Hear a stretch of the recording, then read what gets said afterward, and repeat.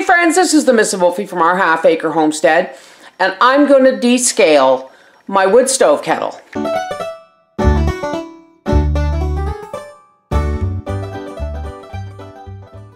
Some of you may recognize this as my old kettle, because I use this one now. When it's on the wood stove, it keeps the house from drying out. However, I don't know how well you can see that. That is mineral scale, and it is all through this kettle. It is the only thing that stops me when this is steaming on the wood stove from using this kettle to grab a cup of tea, to make a cup of tea. There's all kinds of fancy products out there. I read something in a book, I don't know how many years ago, and then recently I actually saw it on a program. I didn't see the whole process. I just heard someone say, "Did you put that oyster shell in the kettle?" So what we're going to do is we're going to take some oyster shell that I buy this for my chickens. It gives them something to grind their gullet, and it also provides them with calcium. And we're just going to dump, I don't know, about a quarter cup in there.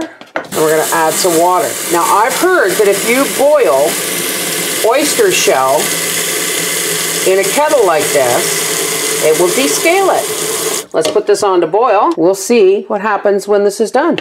Okay, this has been simmering with the oyster shell and water for about a half an hour on medium. Let's just see. Oh, look at the color. And here comes pieces of oyster shell. I can only assume that you're supposed to boil a bigger chunk of oyster shell, but this is all I had, so I'm putting some cold water in here so I can get my hand in there. Look at how cloudy that water is. Now, I'm going to tell you folks, the scale on here has built up over years. Okay, so see if you can see. It's still in there, so let's try. There's a lot of it has been taken off. Let's try the brush. And don't throw that out. That can go back to the chickens.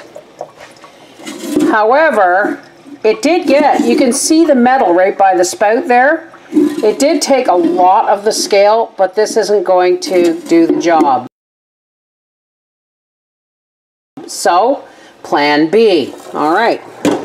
Now, we're just going to put some hot water in here. And I'm going to say about a half a cup of vinegar. And we're going to fill it up to the line. And then we're going to boil that or simmer that for a half an hour. Okay, so I have boiled the oyster shell. And then I did lemon juice. And you can see the water coming out is cloudy, and there is a lot of siltiness. But you know what? It worked pretty good.